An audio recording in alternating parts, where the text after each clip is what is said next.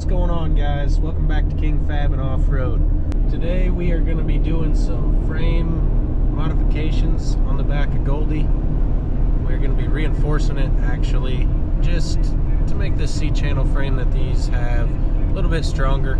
This thing's got a little bit of flex to it and things have been moving around a little more than I like, so we're going to do that, and we're going to be taking a look at these Sterling rear ends. I have a non-Elocker Sterling 10.5 in the back of my truck now, and I acquired an Elocker Sterling 10.5 that I will be taking the carrier out of, and we're going to be modifying it to put it in my non-Elocker housing.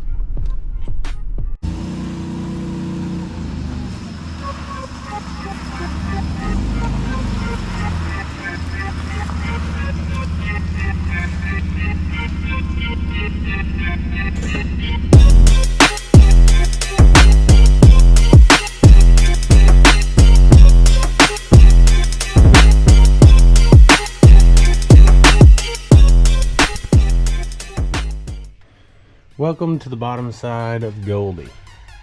What I am tending to today is the C-channel frame. Long time ago I bought this Trail Gear shock hoop that's just generic, and whenever I finished this project,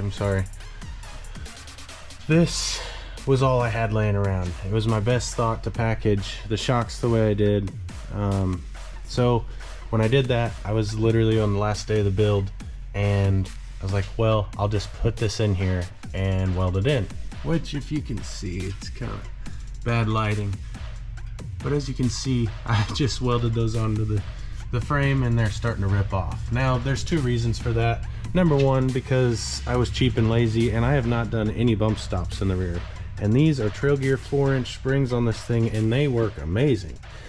So I did not anticipate these shocks actually bottoming out, of course, and that's what they do. So whenever these get all the way into the fenders, when it's flexing, it's kind of pushing up on my shock.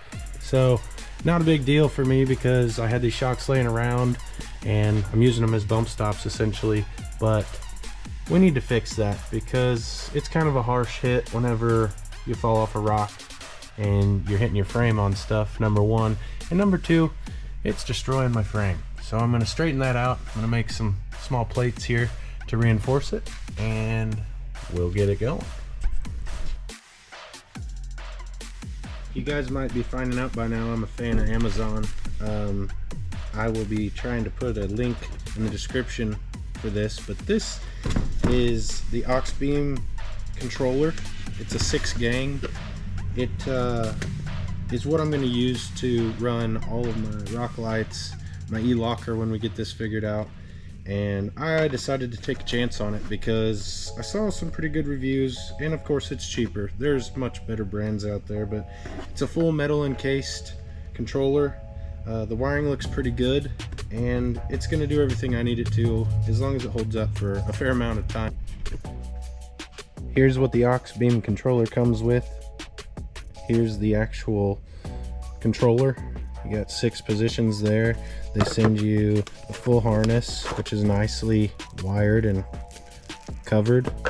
You've got different mounting ways with sticky pad and stuff, or a bracket, fuse box with all your pre-wired stuff in it. Of course, everybody knows that you just gotta do some quick and easy measurements. We got 4 inches, 4.5. Probably do 8 inches there. We would trace it out on our cardboard and make a template.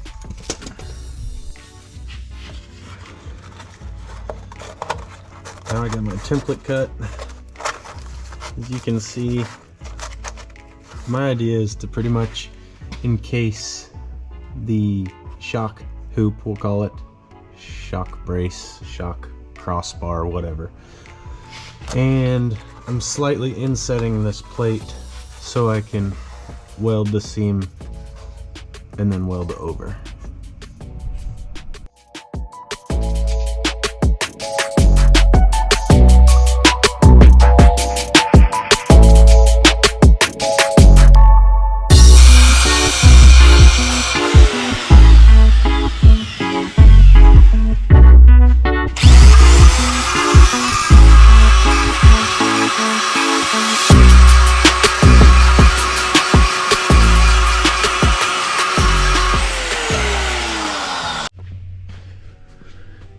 This is the plate I ended up getting cut out, and it just slides in like this.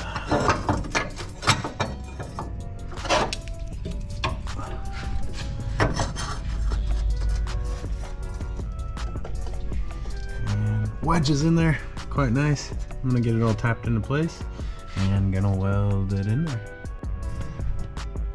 Alright guys, don't mind my ugly welds, but that's what it looks like all put in there. Just a nice brace to keep this from collapsing, this from pushing up. Add a little strength to the back end of this thing.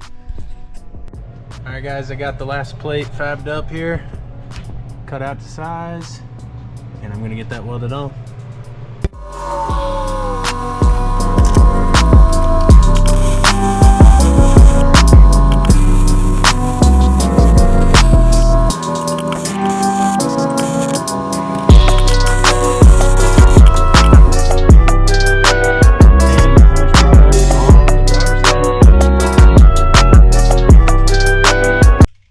Of course, can't forget the fun part, the little paint.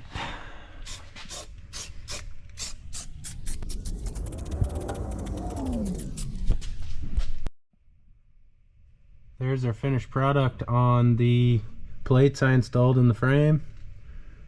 Everything a little bit stouter, painted everything up. I'm happy with it.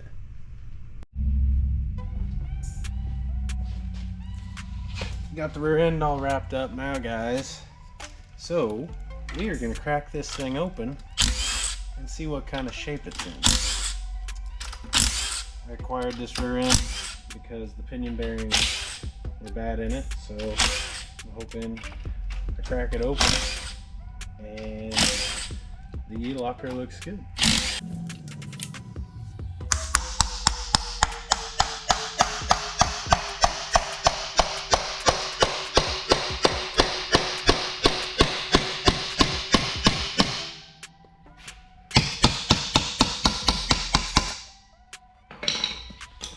That was stuck.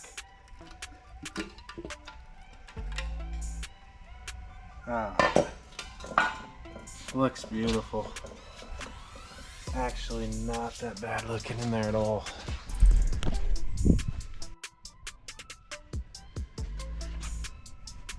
Alright guys, what we have here is a 2011 and newer axle. This is a Sterling 10.5. It is an Elocker carrier in this one. This carrier, if you see here, has the pass-through connector for your connections for your Elocker. And if you come over here, don't mind the lighting, mine has a speed sensor on top, but I do not have the pass-through as that one does. So we're gonna be, in the following video, be taking my cover off here, taking out my center chunk, and we're gonna be putting a hole here, and we are gonna be installing the Elocker into my housing.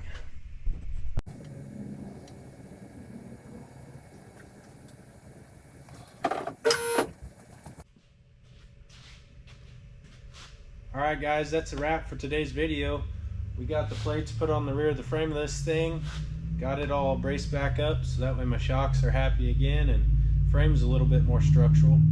I appreciate you guys tuning in, of course, and I hope you like what I've been doing. If you do, please like and subscribe to the channel, and just let me know if you have any questions or comments about what I've got going on. I'm really excited, guys, with this Elocker housing I'm going to be putting in Goldy. That's going to be the next big project that I focus on. I also have a 93 gooseneck. It's an 18-foot trailer that I just bought, and we're going to be fabricating some fenders, drive-over fenders on that actually, and revamping the trailer just to make it in a crawler hauler of sorts to haul around the truck. So excited about the future, and I hope you guys like what I've been putting out. And as always, thanks for watching. See you later.